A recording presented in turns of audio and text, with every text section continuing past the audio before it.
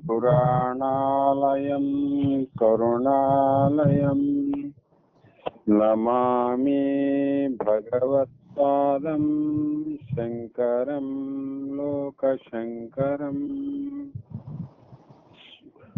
शङ्करं शङ्कराचार्यं केशवं बादरायणम् सूत्रभाष्यो कृतौ वन्दे भगवन्तौ पुनः पुनः। ಶ್ರೀ ಜಗದ್ಗುರು ಸಿದ್ಧಾರೂಢ ಮಹಾಸ್ವಾಮಿಗಳ ಶ್ರೀ ಚರಣಕ್ಕೆ ಅನಂತ ಪ್ರಣಾಮಗಳನ್ನು ಸಮರ್ಪಿಸುತ್ತಾ, ಆರೂಢ ಜ್ಯೋತಿ ಶಿವಪುತ್ರ ಮಹಾಸ್ವಾಮಿಗಳ ಗುರು ಪರಂಪರೆಗೆ ಶರವಾಗಿ ಶ್ರೋತ್ರಿಯ ಬ್ರಹ್ಮನಿಷ್ಠರು ಬ್ರಹ್ಮಲೀನರು ಬಸವಾನಂದರ ಶ್ರೀಪಾದಕ್ಕೆ ಅನಂತ ದೀರ್ಘ ದಂಡ ಪ್ರಣಾಮಗಳನ್ನು ಸಮರ್ಪಿಸುತ್ತ, ಈ ದಿನ ಶ್ರೀ ಶಂಕರ ಭಾಗವತ್ಪಾದರು ರಚಿಸಿದ ವಿವೇಕ ಚೂಡಾಮಣಿ ಎನ್ನುವ ಗ್ರಂಥದ 23ನೆಯ ಶ್ಲೋಕ ಇಂದಿನ ಆಧಾರದ ವಿಷಯವಾಗಿದ್ದು, ಇದರಲ್ಲಿ ಮುಖ್ಯವಾಗಿರತಕ್ಕಂಥ ಸಾಧನ ಚತುಷ್ಟಯದ ಅಂಗಗಳಾದಂಥ ವಿವೇಕ, ವೈರಾಗ್ಯ ಮತ್ತು ಶಮದಮಾದಿ ಎನ್ನುವಂಥ 6 ಉತ್ತಮ ಗುಣಗಳ ಸಂಗ್ರಹದ ಬಗ್ಗೆ ಉಪದೇಶವನ್ನು ಮಾಡ್ತಾ, ನಿನ್ನೆ ದಿನ ಶಮದ ಬಗ್ಗೆ ಅಂದ್ರೆ ಮನೋ ನಿಗ್ರಹದ ಬಗ್ಗೆ ಉಪದೇಶವನ್ನ ಮಾಡಿ, ಇವತ್ತಿನ ದಿನದಲ್ಲಿ ವಿಷಯೇಭ್ಯೇ ಪರಾವರ್ತ ಸ್ಥಾಪನಂ ಸ್ವಸ್ವಗೋಲಕೆ ಉಭಯೇಷ ಇಂದ್ರಿಯಾಣಾಂ ಸ್ವಧಮ ಪರಿಕೀರ್ತಿತ ಬಾಹ್ಯನಾಲಂಬನಂ ವೃತ್ತಿರೇಶೋರುಪರತಿ ಉಪರತಿ ಉತ್ತಮ ಅಂತ ಈ ಶ್ಲೋಕದ ತಾತ್ಪರ್ಯವನ್ನ ಉಪದೇಶ ಮಾಡೋದಕ್ಕೆ ಪ್ರಾರಂಭವನ್ನ ಮಾಡಿದಾಗ ಇದರ ಅರ್ಥವನ್ನ ಯಾವ 2 ಬಗೆಯ ಇಂದ್ರಿಯಗಳನ್ನು, ಇಂದ್ರಿಯ ಉಭಯೇ ಅಂತೇಳಿ, ಉಭಯೇ ಅಂದ್ರೆ 2 ಪ್ರಕಾರದ ಇಂದ್ರಿಯಗಳನ್ನು ಮತ್ತು ವಿಷಯ ವಸ್ತುಗಳಿಂದ ಹಿಂತಿರುಗಿಸಿ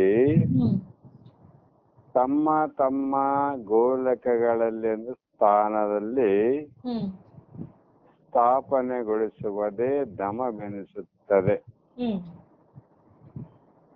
ಅಂದರೆ ಮನಸ್ಸಿನ ವೃತ್ತಿಯು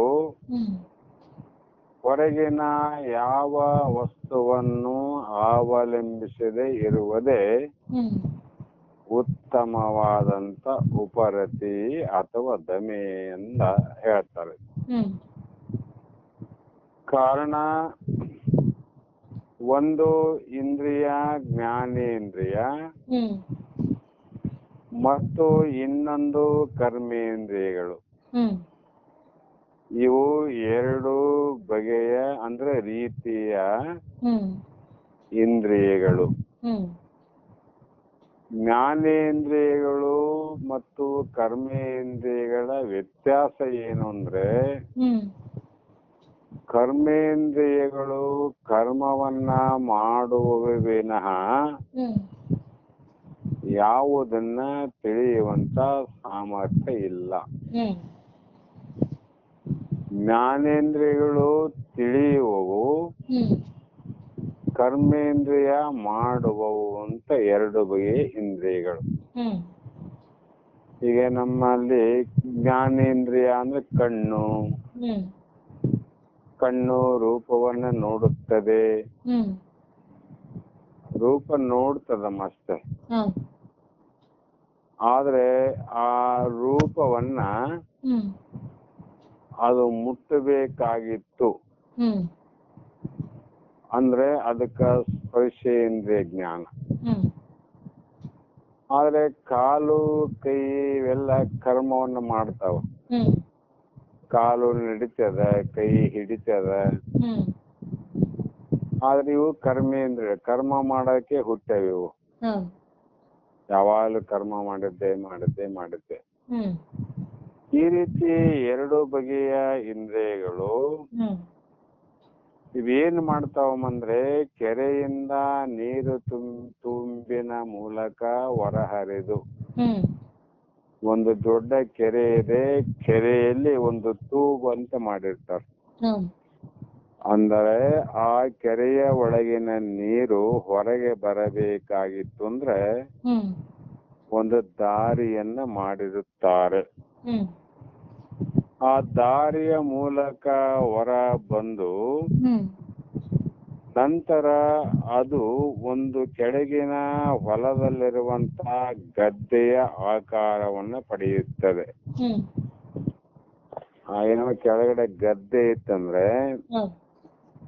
ಆ ಗದ್ದೆಯಲ್ಲಿ ನೀರು ತುಂಬಿದಾಗ ಆ ನೀರು ಏನಾಗ್ತದೆ ಅಂದ್ರೆ ಗದ್ದೆಯ ಆಕಾರವನ್ನ ತೋರುತ್ತದೆ. ಹ್ಮ್ ಮೊದಲು ಗದ್ದೆಯ ಆಕಾರ ಇದ್ದಿಲ್ಲ, ಹ್ಮ್ ಇನ್ನೊಮ್ಮೆ ಕೆರೆಯ ಒಳಗಡೆ ಇದ್ದಾಗ ಹೌದು. ಅದೇ ನೀರು ಹೊರಗೆ ಬಂದು ಗದ್ದೆಯ ಆಕಾರವಾಗಿ ಹೇಗೆ ತೋರುತ್ತದೆಯೋ ಹ್ಮ್ ಹಾಗೆಯೇ ಅಂತಸ್ಥವಾದ ಮನಸ್ಸು ಕೂಡ ಹ್ಮ್ ಅದಕ್ಕೆ ಯಾವುದೇ ಒಂದು ಹ್ಮ್ ಆಕಾರ ಅನ್ನುವಂಥದ್ದು ಇದ್ದಿಲ್ಲ. ಹ್ಮ್ ಒಳಗಡೆ ನೀರಿದ್ದಾಗ ಯಾವ ಆಕಾರ ಇಲ್ಲ ಅದಕ್ಕೆ. ಹೌದು.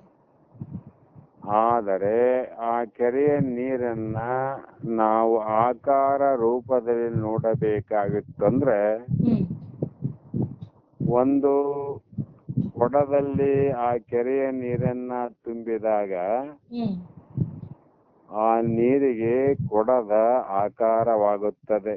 ಹ್ಮ್ ತಂಬಿಗೆಯಲ್ಲಿ ತುಂಬಿದಾಗ ನೀರು ತಂಬಿಗೆಯ ಆಕಾರ ಆಗುತ್ತದೆ.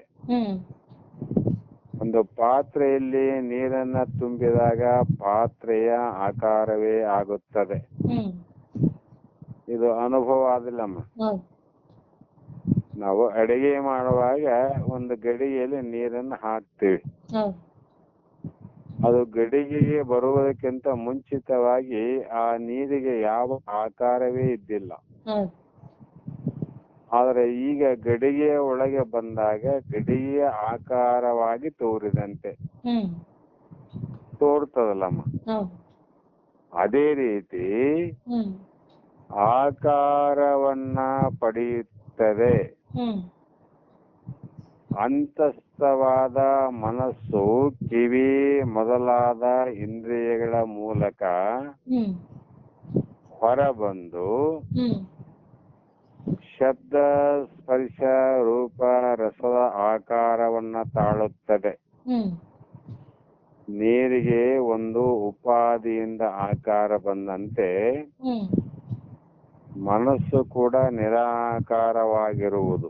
ಹ್ಮ್ ಮನಸ್ಸಿಗೆ ಯಾವ ಆಕಾರ ಇಲ್ಲ. ಹೌದು. ಅಂಥ ಮನಸ್ಸು ಹ್ಮ್ ಯಾವ ಜ್ಞಾನೇಂದ್ರಿಯಗಳ ಉಪಾದಿಯನ್ನು ಕೂಡಿಕೊಂಡಾಗ ಹ್ಮ್ ಆಯಾ ಉಪಾದಿಗಳ ಪ್ರಕಾರ ಹ್ಮ್ ತಂಬಿಗೆ ಉಪಾದಿ ಪ್ರಕಾರ ತಂಬಿಗೆ ಆಕಾರ ತಾಳದಂತೆ, ಹ್ಮ್ ಗಡಿಗೆ ಉಪಾದಿಯ ಮೂಲಕ ಗಡಿಗೆ ಆಕಾರ ನೀರು ತಾಳಿದಂತೆ, ಹ್ಮ್ ಗದ್ದೆಯ ಮೂಲಕ ಗದ್ದೆಯ ಆಕಾರ ನೀರಿಗೆ ಬಂದಂತೆ ಹ್ಮ್ ಈ ಪ್ರಕಾರವಾಗಿ ಮನಸ್ಸು ಇಂದ್ರಿಯಾದಿಗಳ ಮೂಲಕ ಹೋದಾಗ ಹ್ಮ್ ಅದು ನೇತ್ರ ಉಪಾದಿಯಿಂದ ರೂಪದ ಆಕಾರ ಆಯ್ತು, ಶ್ರೋತ್ರದ ಉಪಾದಿಯಿಂದ ಶಬ್ದದ ಆಕಾರ ಆಯ್ತು. ಹ್ಮ್ ಸ್ಪರ್ಶದ ರೂಪದಿಂದ ಹ್ಮ್ ಚರ್ಮ ಪ್ರವೇಶವಾಯ್ತು. ಹ್ಮ್ ನಾಲಿಗೆಯ ಉಪಾದಿಯಿಂದ ರುಚಿಯ ರೂಪವಾಯಿತು. ಹ್ಮ್ ನಾಸಿಕ ಉಪಾದಿಯಿಂದ ಹ್ಮ್ ವಾಸನೆಯ ಉಪಾದಿಯನ್ನು ತಾಳಿ ಹ್ಮ್ ಈ ಪಂಚ ವಿಷಯಗಳ ಆಕಾರವನ್ನ ಮನಸ್ಸು ತಾಳುತ್ತದೆ. ಹ್ಮ್ ಯಾವುದರಿಂದ ಅಂದ್ರೆ ಇದು ಉಪಾದಿಯಿಂದ ಅಂತ ಇಲ್ಲಿ ಮಹಾತ್ಮ ಅರ್ಥ ಮಾಡ್ತಾರ.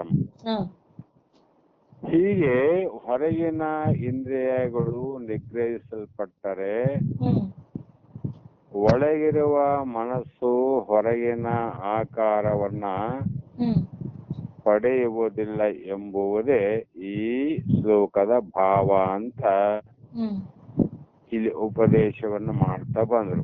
ಹ್ಮ್ ಕಾರಣ ಹ್ಮ್ ವಿಶೇಷವಾಗಿ ವಿಚಾರವನ್ನ ಮಾಡಿದಾಗ ಹ್ಮ್ ದಮ ಅಂತ ಒಂದು, ಹ್ಮ್ ಶಮ ಅನ್ನುವುದು ಮೊದಲನೆಯದು. ಹ್ಮ್ ಇಲ್ಲಿ ಹೇಳ ಪ್ರಕಾರವಾಗಿ ಹ್ಮ್ ದಮ ಮತ್ತು ಉಪರತಿ ಈ ಎರಡರ ಬಗ್ಗೆ ವಿಚಾರವನ್ನು ಮಾಡ್ತಾರೆ. ಹ್ಮ್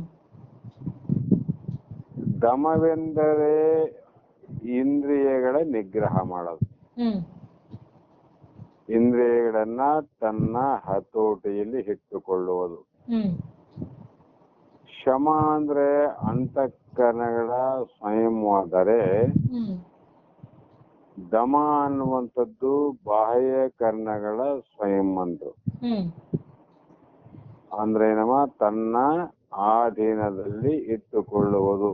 ಹ್ಮ್ ಈ ಮನಸ್ಸಿಗೆ ಹೋಲಿಸಿದರೆ ಈ ದಮ ಅನ್ನುವಂಥದ್ದು ಹ್ಮ್ ಬಾಹ್ಯ ಕ್ಷೇತ್ರಕ್ಕೆ ಸಂಬಂಧಪಟ್ಟದ್ದು. ಹ್ಮ್ ಬಾಹ್ಯ ಕ್ಷೇತ್ರ ಅಂದ್ರೆ ಹೊರಗಿನ ಪ್ರಪಂಚದ ವಿಷಯಾದಿಗಳಿಗೆ ಸಂಬಂಧಿಸಿದ್ದೇ ವಿನಃ ಹ್ಮ್ ಅಂತಃಕರಣಕ್ಕೆ ಸಂಬಂಧಪಟ್ಟಂತದ್ದು ಅಲ್ಲ ಅಂತ.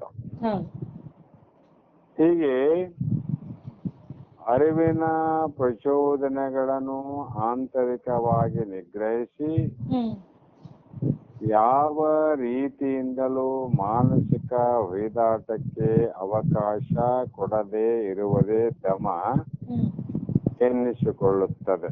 ಹ್ಮ್ ಇದು ಕೂಡ ಆತ್ಮ ಸಂಯಮವೇ. ಹ್ಮ್ ಬಾಹ್ಯ ಇಂದ್ರಿಯಗಳನ್ನು ನಿಯಮನ ಮಾಡುವುದು ದಮ. ಹ್ಮ್ ಬಾಹ್ಯ ಇಂದ್ರಿಯಾದಿಗಳಮ್ಮ, ಹ್ಮ್ ಈ ಬಾಹ್ಯ ಇಂದ್ರಿಯಾದಿಗಳು ಜ್ಞಾನೇಂದ್ರಿಯಗಳು ಮತ್ತು ಕರ್ಮೇಂದ್ರಿಯಗಳು.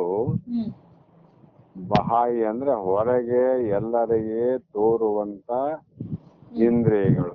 ಹ್ಮ್ ಕಣ್ಣು ತೋರ್ತದ, ಮೂಗು ತೋರ್ತದ, ಕಿವಿ ತೋರ್ತದ, ಹ್ಮ್ ಇವೆಲ್ಲ ಕೈ ಕಾಲು ಅನ್ನುವಂಥದ್ದು.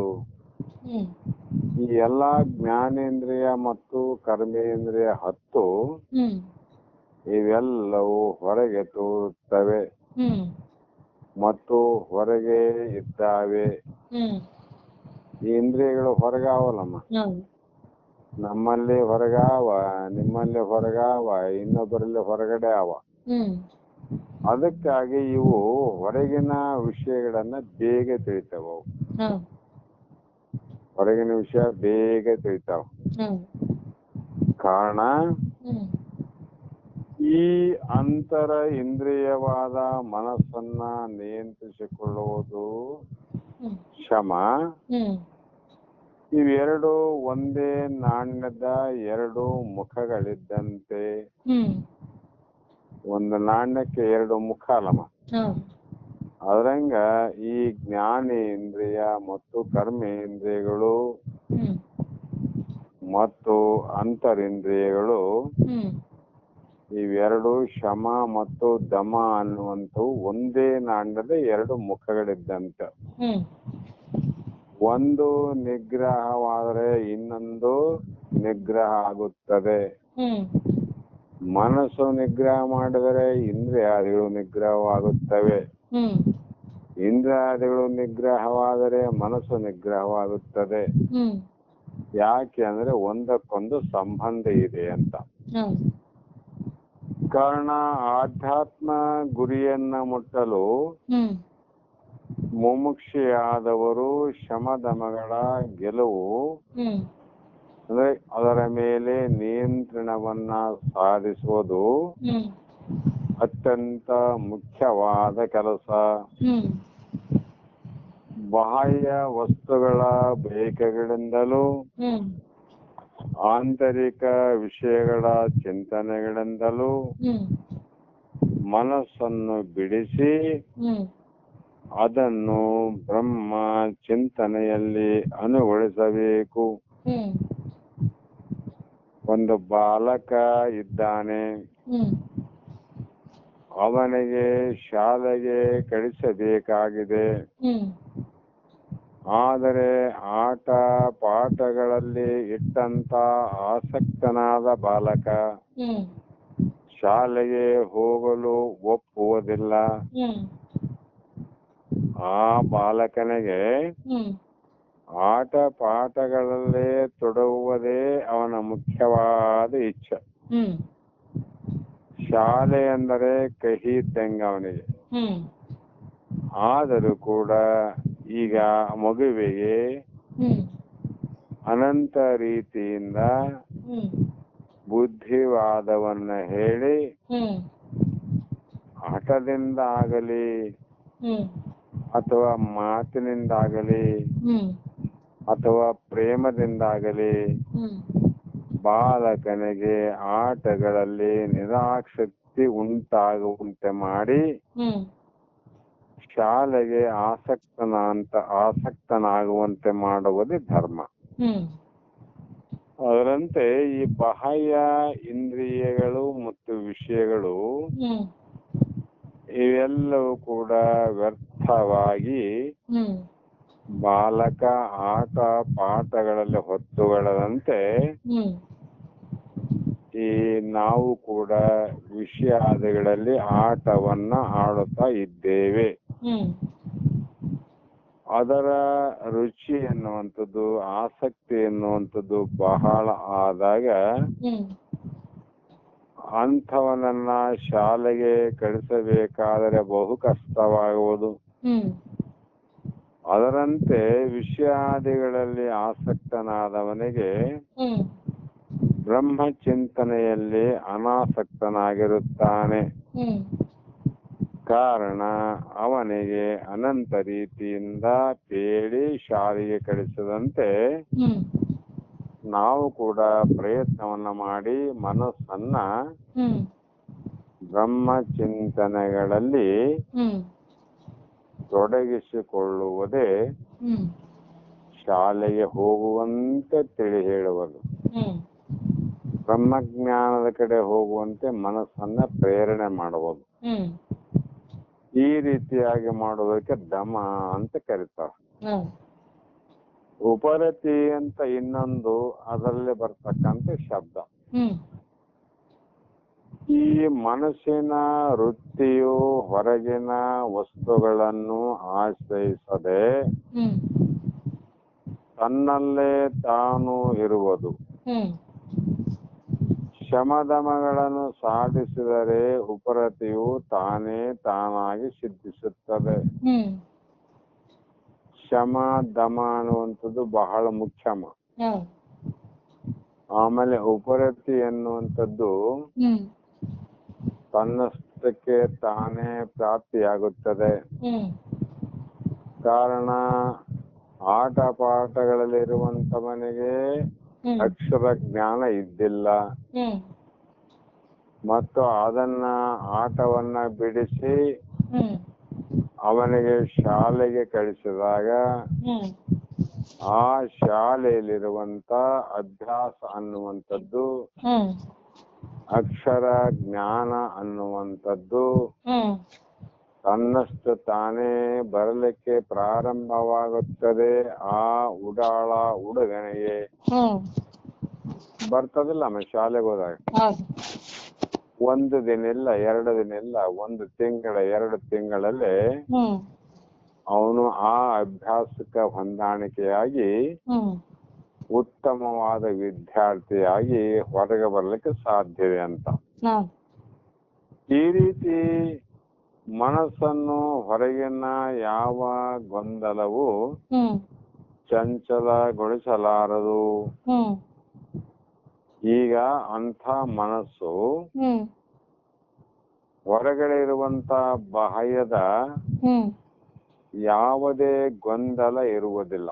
ಹ್ಮ್ ವಿಷಯದ ಗೊಂದಲಿಲ್ಲ, ರೂಪದ ಗೊಂದಲಿಲ್ಲ, ಶಬ್ದದ ಗೊಂದಲಿಲ್ಲ, ಹ್ಮ್ ಸ್ಪರ್ಶದ ಗಂಧವಿಲ್ಲ, ಹ್ಮ್ ಯಾವ ಗೊಂದಲವಿಲ್ಲದೆ ಹ್ಮ್ ಆ ಮನಸ್ಸು ಅನ್ನುವಂಥದ್ದು ತನ್ನ ಸ್ಥಿತಿಯಲ್ಲಿ ತಾನೇ ಇರುತ್ತದೆ.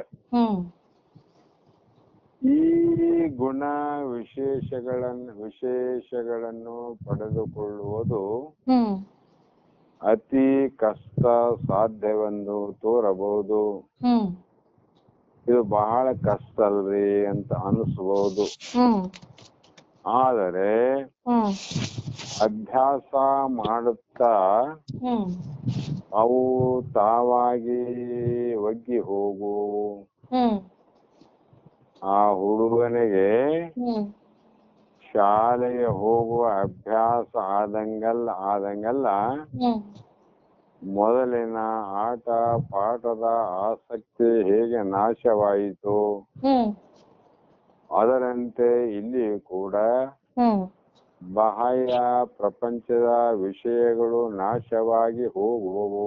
ಹ್ಮ್ ಅದು ಲೌಕಿಕವಾಗಿಯೂ ಹ್ಮ್ ತನ್ನ ಉದ್ದಿಮೆಗಳಲ್ಲಿ ಪ್ರಗತಿಯನ್ನ ಸಾಧಿಸಿ ಹ್ಮ್ ವಿಜಯಿಯಾಗಬೇಕೆಂಬುದು ಬಯಸುವವನು ಹ್ಮ್ ಈ ಗುಣಗಳನ್ನ ಪಡೆದಿರಬೇಕಾಗುತ್ತದೆ.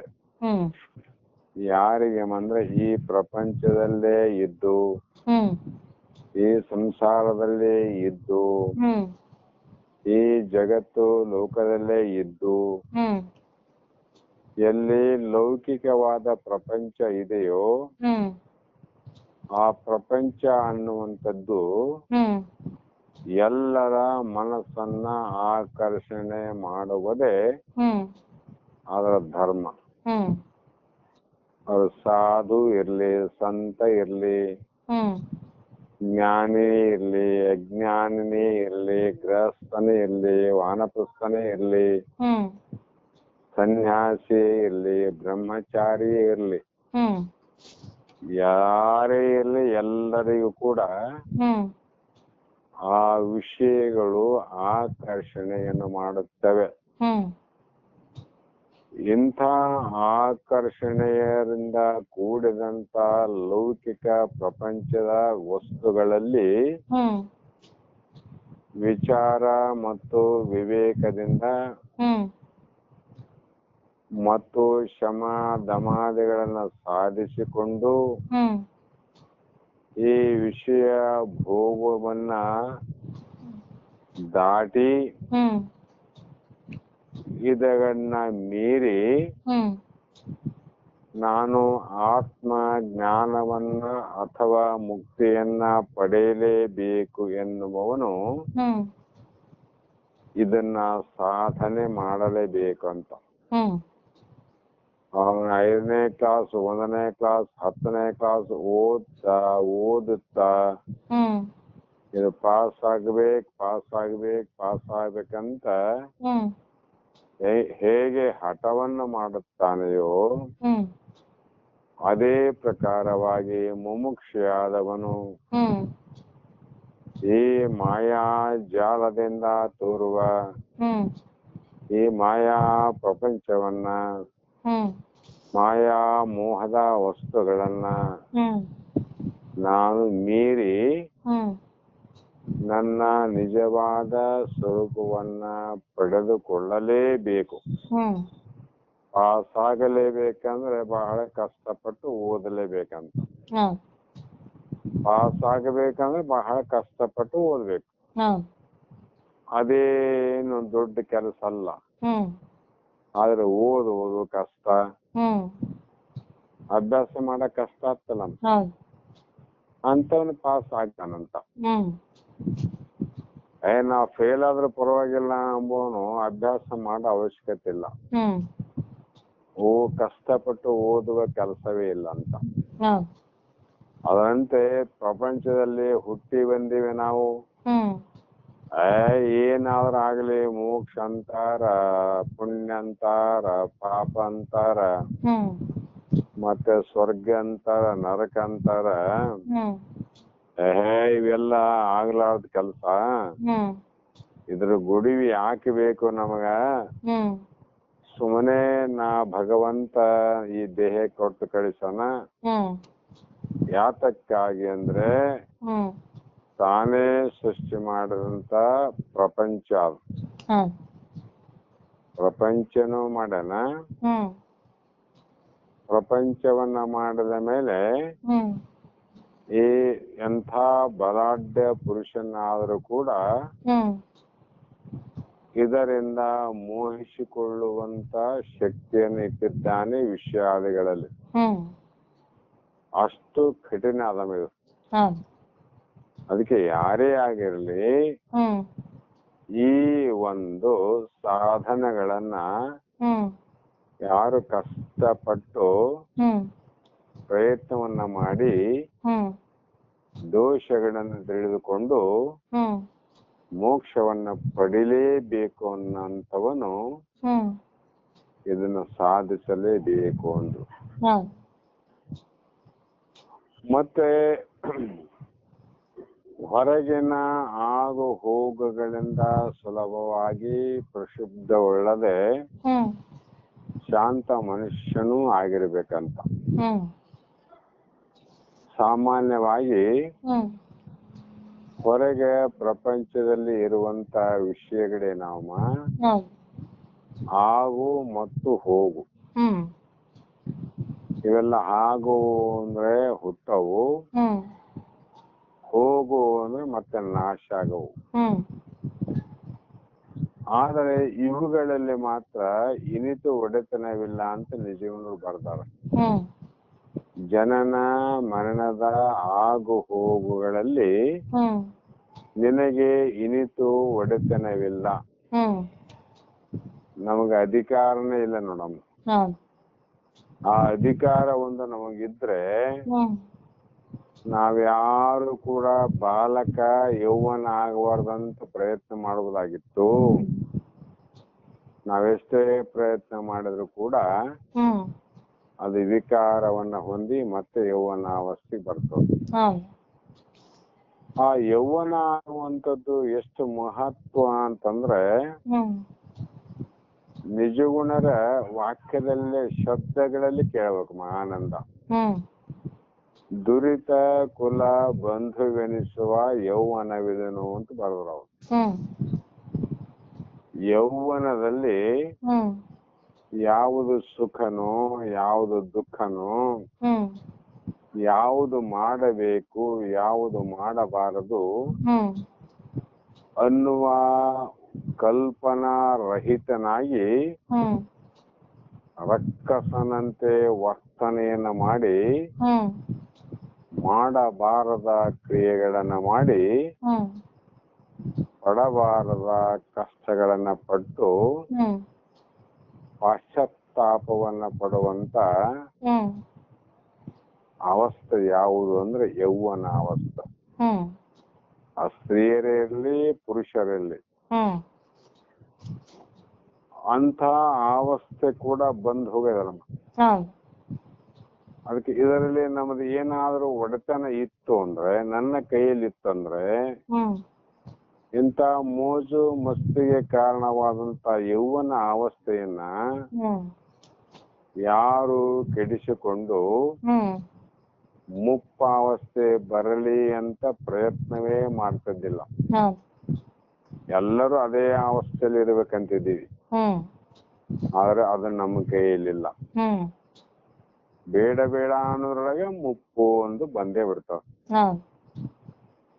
ಆ ಮುಪ್ಪು ಅವಸ್ಥೆ ಆದ್ರೂ ಕೂಡ ಅದು ಶಾಶ್ವತ. ಏನು ಅಂದ್ರೆ ಹ್ಮ್ ನಾನು ಇಷ್ಟೇ ಯಾವುದೋ ಮನೆಯ ಬೀದಿಯನ್ನ ಹ್ಮ್ ಅಥವಾ ಮನೆಯ ಮಕ್ಕಳ ಬಾಗಿಲನ್ನ ಕಾಯ್ತಾ ಹ್ಮ್ ಅವರು ಹಾಕಿದ ಸ್ವಲ್ಪ ಅನ್ನ ನೀರನ್ನ ತಿಂದು ಕುಡಿದು ಹ್ಮ್ ಸುಮ್ಮನೆ ಕೂಡೋಣ ಭಗವಂತ, ಹ್ಮ್ ನನಗೆ ಆರೋಗ್ಯವಾಗಿಡು, ಹ್ಮ್ ನನಗೆ ಆಯುಷ್ಯವನ್ನ ಕೊಡು, ಹ್ಮ್ ನಿನ್ನ ಧ್ಯಾನ ಮಾಡ್ತೀನಿ, ಚಿಂತನೆ ಮಾಡ್ತೀನಿ ಅಂತ ನಾವೆಷ್ಟು ಕೇಳಿಕೊಂಡರೂ ಕೂಡ ಹ್ಮ್ ಯಾರು ಬಯಸದೇ ಇದ್ರು ಕೂಡ ಹ್ಮ್ ನಮಗ ಮತ್ತೊಂದು ಬರ್ತದಮ್ಮ. ಅದು ಯಾವುದು ಅಂದ್ರೆ ಮರಣ ಅಂತ. ಹೌದು. ಶರೀರ ಆಯ್ತು, ಆಗು, ಹೋಯ್ತು ಅಂದ್ರೆ ಹೋಯ್ತು, ಹೋಗು ಅಂತ. ಹ್ಮ್ ಅದಕ್ಕೆ ಜನನ ಮರಣದಲ್ಲಿ ಈತು ಒಡೆತನವಿಲ್ಲ. ಹ್ಮ್ ನಮ್ಗೆ ಯಾರಿಗೂ ಅಧಿಕಾರ ಇಲ್ಲಮ್ಮ. ಹೌದು. ಈ ರೀತಿ ಹ್ಮ್ ನಾವು ಪ್ರತಿಯೊಂದನ್ನ ತಿಳಿದುಕೊಂಡು ಹ್ಮ್ ಮನಸ್ಸನ್ನ ಯಾವಾಗಲೂ ಪ್ರಕ್ಷುಬ್ಧಗೊಳಿಸದೆ ಅಂದ್ರು. ಹ್ಮ್ ಅಶಾಂತಿಗೆ ಒಳಗಾಗದಂತೆ ನೋಡಿಕೊಂಡು ಹ್ಮ್ ಶಾಂತ ರೀತಿಯ ಮನಸ್ಸನ್ನ ಹೊಂದಿರಬೇಕಂತ. ಹ್ಮ್ ಸಿಟ್ಟು ಬಹಳ ಬಂದಾಗ ಶಾಂತಿ ಆಗ್ಬೇಕಂದ್ರೆ ಏನ್ ಮಾಡ್ಬೇಕಂದ್ರೆ ವಿಚಾರ ಮಾಡ್ಬೇಕಂತ. ಹ್ಮ್ ಆ ಕ್ಷಣದಲ್ಲಿ ವಿಚಾರ ಮಾಡಿದ್ರೆ ಗೊತ್ತಾಗ್ತದೆ. ಹೌದು. ಒಂದ್ಸಲ ಏನಾಯ್ತು ಅಂದ್ರೆ ಹ್ಮ್ ಸಾಮಾನ್ಯ ವ್ಯವಹಾರದಲ್ಲಿ ಹ್ಮ್ ಒಬ್ಬ ಸತಿಪತಿಗಳಿದ್ರು. ಹ್ಮ್ ಆ ಸತಿಪತಿಗಳ ಸಂಸಾರ ಬಹಳ ಚಂದಾಗಿತ್ತು. ಹ್ಮ್ ಪತಿರಾಯ ಹ್ಮ್ ಉದ್ಯೋಗ ಮಾಡ್ತಿದ್ದ, ಹ್ಮ್ ಸತಿ ಮನೆಗೆಲಸವನ್ನ ಮಾಡ್ತಿದ್ಲು. ಹ್ಮ್ ಸಂತೋಷವಾಗಿ ಇರುವಂತ ಸಮಯದಲ್ಲಿ ಹ್ಮ್ ಒಂದು ಮುದ್ದಾದ ಮಗು ಕೂಡ ಹುಟ್ಟಿತು. ಹ್ಮ್ ಆ ಮುದ್ದಾದ ಮಗು ಹುಟ್ಟಿದಾಗ ಮನೆಯ ಸತಿಪತಿಗಳಿಗೆ ಸಂತೋಷ ಆಯ್ತು. ಹ್ಮ್ ಈ ರೀತಿ ಅವನು ಪ್ರತಿನಿತ್ಯ ಕೆಲಸಕ್ಕೆ ಹೋಗ್ತಿದ್ದ. ಹ್ಮ್ ಈಕೆ ಅಡಿಗೆ ಮಾಡ್ತಿದ್ಲು, ಹ್ಮ್ ಮಗುವನ್ನ ನೋಡ್ಕೊಳ್ತಿದ್ಲು. ಹ್ಮ್ 1 ವರ್ಷ 6 ತಿಂಗಳ 9 1 ವರ್ಷದ ಮಗುವಾದಾಗ ಹ್ಮ್ ಅಥವಾ 1 ವರ್ಷದಕ್ಕಿಂತ ಚಿಕ್ಕದಾದ ಮಗು ಅಂತ ಇಟ್ಟುಕೊಳ್ರಿ. ಹ್ಮ್ ಒಂದು ದಿನ ಆತ ಸಂಬಳವನ್ನ ತಗೊಂಡು ಹಣವನ್ನ ಜೊತೆಯಾಗಿಟ್ಟುಕೊಂಡು ಮನೆಗೆ ಬಂದ. ಹ್ಮ್ ಮನೆಗೆ ಬಂದ ತಕ್ಷಣ ಹೆಂಡತಿ ರೊಟ್ಟಿ ಸುಡ್ತಾ ಇದ್ಲು. ಹ್ಮ್ ಪಕ್ಕದಲ್ಲಿ ಮಗು ಆಟ ಆಡ್ತಿತ್ತು. ಹ್ಮ್ ಆ ಪತಿರಾಯ ತನ್ನ ಸಂಬಳದ ನೋಟನ್ನ ತಂದು ಹ್ಮ್ ಆ ಹೆಂಡತಿಯ ಪಕ್ಕದಲ್ಲಿ ಇಟ್ಟ. ಹ್ಮ್ ಸಂಬಳ ಬಂದಿದೆ ಇದ್ದೀಗಿ ಅಂತ. ಹೌದು. ಅಷ್ಟರೊಳಗಾಗಿ ಮುಂದೆ ನೋಡಿ ರೊಟ್ಟಿಯನ್ನ ಬಡಿತಾ ಇದ್ಲು ಆ ತಾಯಿ. ಹ್ಮ್ ತಾಯಿಯ ಗೊತ್ತಾಗದಂತೆ ಆಟವನ್ನ ಆಡುವಂತ ಮಗು ಹ್ಮ್ ಆ ನೋಟನ್ನ ಕೈಯಲ್ಲಿ ಹಿಡಿದುಕೊಂಡು ಹ್ಮ್ ಯಾವ ಉರಿಯುವಂತ ಅಗ್ನಿ ಅಂದ್ರೆ ಬೆಂಕಿಯಲ್ಲಿ ಹ್ಮ್ ಅದು ಹೀಗೆ ಹೊಗದ ಬಿಡ್ತದ. ಹ್ಮ್ ಅಲ್ಲೇ ಸಮೀಪ ಒಲೆ ಇತ್ತಲ್ಲಮ್ಮ, ಹೌದು. ಆ ಒಲೆ ಒಳಗೆ ಬೆಂಕಿ ಇತ್ತು, ಬೆಂಕಿ ಹಾಕ್ತು. ಪಾಪ ಗೊತ್ತಿಲ್ಲ ಅದಕ್ಕೆ. ಹ್ಮ್ ಆವಾಗ ಆ ದೃಶ್ಯವನ್ನ ಹ್ಮ್ ಏನು ಮಾಡಿದಮ್ಮ ಅಂದ್ರೆ ಹ್ಮ್ ಆ ಮಗುವನ್ನ ಹ್ಮ್ ಇಂಥ ಕೆಲಸ ಮಾಡಿ ಇಡೀ 1 ತಿಂಗಳ ಸಂಬಳವನ್ನ ಹ್ಮ್ ಹಾಳು ಮಾಡಿತು ಅಂತ ಆತನ ಮನಸ್ಸು ಹ್ಮ್ ಕ್ರೋಧಕ್ಕಂದ್ರೆ ಸಿಟ್ಟಿಗೆ ಹ್ಮ್ ಒಳಗಾಯ್ತು. ಹ್ಮ್ ತಕ್ಷಣವೇ ಆ ಮಗುವನ್ನ ಹ್ಮ್ ಈ ಕೈಯಿಂದ ಜಾಡಿಸಿದಾಗ ಹ್ಮ್ ಆ ಮಗು ಏನು ಮಾಡಿತು ಅಂದ್ರೆ ಆ ಪೆಟ್ಟಿಗೆ ತಾಳಲಾರದೆ ಹ್ಮ್ ಆ ಉರಿಯುವಂತ ಬೆಂಕಿಯ ಹೊಲೆಯಲ್ಲಿ ಕೂಡ ಹೋಗಿ ಬಿತ್ತ. ಹ್ಮ್ ಅವಾಗ ಏನಾಯ್ತಮ್ಮ ಅಂದ್ರೆ ಆ ಮಗುವಿಗೆ ಅನಂತ ರೀತಿ ಗಾಯ ಆಯ್ತು. ಹ್ಮ್ ತಂದೆಗೆ ಸಿಟ್ಟು ಬಂದು ನೀ ಸತ್ತೋದ್ರ ಪರವಾಗಿಲ್ಲ ಅಂತ ಹೋಗ್ಬಿಟ್ಟ ಅವ್ನು. ಹ್ಮ್ ತಾಯಿಯ ಹೃದಯ ಸುಮ್ಮನಿರಂಗಿಲ್ಲಮ್ಮ. ಹೌದ್ ತಾಯಿ ರೊಟ್ಟಿ ಮಾಡೋದು ಬಿಟ್ಟು ಓಡಿ ಆ ಮಗುನ ಹೊರಗುತ್ತೇವ್ರೊಳಗಾಗಿ ಹ್ಮ್ ಸಣ್ಣ ಕೂಸು ಅಗ್ನಿಯ ತಾಪವನ್ನು ತಾಳದೆ ಪ್ರಾಣವೇ ಬಿಟ್ಟಿತು. ಹ್ಮ್ ಪ್ರಾಣ ಹೋಯ್ತು ನಮ್ಮ. ಹೌದ್ ಮಗುವಿನ ಪ್ರಾಣ ಹೋದ ತಕ್ಷಣವೇ ಹ್ಮ್ ಆ ತಾಯಿಯು ಕೂಡ ಹ್ಮ್ ಮೂರ್ಛ ಅವಸ್ಥೆಯಲ್ಲಿ ಹ್ಮ್ ಆಕೆ ಕೂಡ ಬಿದ್ಲು. ಹ್ಮ್ ಬೀಳುವಾಗ ಆಕೆಯ ಹುಟ್ಟಂತ ಬಟ್ಟೆ ಹ್ಮ್ ತಾನು ರೊಟ್ಟಿಯನ್ನ ಮಾಡುವಂತ ಒಲೆಯ ಸಮೀಪ ಹ್ಮ್ ಆ ಹುಟ್ಟ ಬಟ್ಟೆ ಬಿದ್ದಾಗ ಹ್ಮ್ ಆ ಮೂರ್ಛಾವಸ್ಥೆಯಲ್ಲಿ ಹ್ಮ್ ಆ ಒಲೆಯ ಅಗ್ನಿ ಎನ್ನುವಂಥದ್ದು ಆಕೆಯ ಮೈ ಮೇಲಿನ ಬಟ್ಟೆಗೆ ಹತ್ತಿ ಬಿಡ್ತದೆ. ಹ್ಮ್ ಹತ್ತಿದಾಗ ಮೊದಲೇ ಮೂರ್ಛೆ ಬಂದಿದೆ. ಹೌದ್ ತಕ್ಷಣದಲ್ಲಿ ಏನಾಯ್ತು ಅಂದ್ರೆ ಆಕೆ ಇಡೀ ಮೈಯೆಲ್ಲ ಆವರಿಸಿ ಹ್ಮ್ ದಗದಗ ಅಂತ ಕೂಡ ಆಕೆ ಹ್ಮ್ ಸುಟ್ಟು ಹೋದ್ಲು. ಹ್ಮ್ ಆವಾಗ ಆ ಹೊರಗಡೆ ಹೋದಂತ ವ್ಯಕ್ತಿ ಒಳಗ್ ಬಂದು ನೋಡ್ತಾನ, ಹ್ಮ್ ಮಗು ಸತ್ತಿದೆ, ತಾಯಿ ಸತ್ತಾಳ. ಹ್ಮ್ ಮೊದಲೇ ಕ್ರೋಧಕ್ಕೆ ಒಳಗಾದಂತ ಮನಸ್ಸಿಗೆ ಹ್ಮ್ ಈ ದೃಶ್ಯವನ್ನ ನೋಡಿ ಆಶ್ಚರ್ಯವಾಯ್ತನ. ಹ್ಮ್ ಆಶ್ಚರ್ಯವಾಗಿ ಹ್ಮ್ ಕೊನೆಗೆ ನಾನು ಕೂಡ ಬದುಕಿದ ಫಲವೇನು ಅಂತ ವಿಚಾರವನ್ನು ಮಾಡ್ತಾ ಹ್ಮ್ ಹೆಂಡತಿ ಸತ್ಲು, ಹ್ಮ್ ಮಗ ಸತ್ತಿದೆ, ಹ್ಮ್ ಆಮೇಲೆ ನನ್ನ ದುಡ್ಡು ಹಾಳಾಗಿ ಹೋಗಿದೆ, ಹ್ಮ್ ಇನ್ನು ಜೀವನದಲ್ಲಿ ಏನು ಉಳಿದಿದೆ ಅಂತಕ್ಕಂತ ಹ್ಮ್ ಪ್ರಕ್ಷುಬ್ಧ ಮನಸ್ಸು ಅನ್ನುವಂಥದ್ದು ಹ್ಮ್ ಆ ವ್ಯಕ್ತಿಯನ್ನ ಏನು ಮಾಡಿತು ಅಂದ್ರೆ ಹ್ಮ್ ನಾನು ಕೂಡ ಬದುಕಿದರೆ ಫಲವೇನು ಅಂತ ತಿಳ್ಕೊಂಡು ಹ್ಮ್ ತನ್ನ ಮನೆಯಲ್ಲೇ ಯಾವುದೇ ಕಾರಣಕ್ಕೆ ಇಟ್ಟಂತ ಹ್ಮ್ ಒಂದು ಔಷಧವನ್ನ ಕುಡ್ದ. ಹ್ಮ್ ಕುಡಿದ ಮೇಲೆ ಅಕ್ಕಪಕ್ಕದವರಿಗೆ ವಿಷಯ ಗೊತ್ತಾಯ್ತು. ಬಂದು ನೋಡ್ತಾರ ಮನೆಯಲ್ಲಿ ವಿಚಿತ್ರವಾದ ಘಟನೆ ನಡೆದೋಗಿತ್ತು. ಹ್ಮ್ ಆವಾಗ ಅರ್ಜೆಂಟ್ ಆಗಿ ತುರ್ತಾಗಿ ಆ ವ್ಯಕ್ತಿಯನ್ನು ಸಮೀಪದ ಹ್ಮ್ ಆಸ್ಪತ್ರೆಗೆ ಕರೆದುಕೊಂಡು ಹೋದಾಗ ಹ್ಮ್ ಅವರ ಬಹಳವಾದ ಶ್ರಮದಿಂದ ಹ್ಮ್ ಆತನ ಜೀವ ಉಳಿತು. ಹ್ಮ್ ಉಳಿದ ಮೇಲೆ ನಂತರ ಆತನಿಗೆ ಮಾನಸಿಕವಾಗಿ ಹ್ಮ್ ಏನಾಯ್ತು ಅಂದ್ರೆ ಅಸಮಾಧಾನ, ಹ್ಮ್ ಅಶಾಂತಿ ಆಯ್ತು. ಶಾಂತಿ ಎಲ್ಲಿದ್ದು ಬರ್ಬೇಕು? ಹೌದ್ ಆವಾಗ ಬಹಳ ದಿನ ಆದ ಮೇಲೆ ಒಬ್ಬ ಕೊನೆಗೆ ಹ್ಮ್ ವಿಚಾರ ಮಾಡಿ ಹೇಳಿದ್ರು, ತಮ್ಮ ಹ್ಮ್ ನೀನು ಎಂಥ ಒಂದು ಮನಸ್ಸನ್ನ ಹ್ಮ್ ಯಾವ ರೀತಿ ನೀನು ಹ್ಮ್ ಕ್ರೋಧಕ್ಕೆ ಕಾರಣವನ್ನಾಗಿ ಮಾಡಿಕೊಂಡು ಎಂಥ ಅನಾಹುತವನ್ನು ಮಾಡಿದಿ. ಹ್ಮ್ ಆ ಅರಿಯಲಾರದ ಮಗು ಹ್ಮ್ ನಿನ್ನ ನೋಟನ್ನ ಹರಿದು ಸುಟ್ಟಾಗ ಹ್ಮ್ ನೀನು ಸ್ವಲ್ಪ ವಿಚಾರ ಮಾಡಬೇಕಾಗಿತ್ತು. ಹ್ಮ್ ಅದು ತಿಳಿಯಲಾರದ ಮಗು ಹ್ಮ್ ತಿಳಿಯದೆ ನಡೆದಂತ ಒಂದು ಘಟನೆ. ಹ್ಮ್ ಆದರೆ ಆ ದುಡ್ಡನ್ನ ನೀನು ಹ್ಮ್ ಮರಳಿ ಪಡೆಯಲಿಕ್ಕೆ ಎಷ್ಟೋ ಅವಕಾಶಗಳಿದ್ದವು. ಹ್ಮ್ ಮುಂದಿನ ತಿಂಗಳ ಸಂಬಳದಲ್ಲಿ ಮತ್ತೆ ಅಷ್ಟೇ ದುಡ್ಡು ನಿನ್ನ ಕೈಗೆ ಬರ್ತಿತ್ತು ತಮ್ಮ. ಹ್ಮ್ ಆ ಕ್ಷಣದ ಮನಸ್ಸಿನ ಅಶಾಂತಿಯಿಂದ ಹ್ಮ್ ನಿನ್ನ ಮಗುವಿನ ಮೇಲೆ ಮಾಡಿದಂತ ಅಚಾತುರ್ಯ ಘಟನೆ ಹ್ಮ್ ಮಗುವೇ ನಾಶವಾಗಿ ಹೋಯ್ತು. ಹ್ಮ್ ಆ ಮಗುವನ್ನು ನೀನು ಪಡಿಲಿಕ್ಕೆ ಸಾಧ್ಯ ಇಲ್ಲ. ಹೌದ್ ನಿನ್ನ ಹಣವನ್ನ ಪಡೆಯುವುದಾಗಿತ್ತು ಮುಂದಿನ ತಿಂಗಳ ಸಂಬಳದಲ್ಲಿ. ಹೌದ್ ಆದ್ರೆ ಈ ಕಳಕಂಡಂತ ಮಗನನ್ನ ಮತ್ತೆ ಪಡೆಯಲಿಕ್ಕೆ ಸಾಧ್ಯ ಇಲ್ಲ.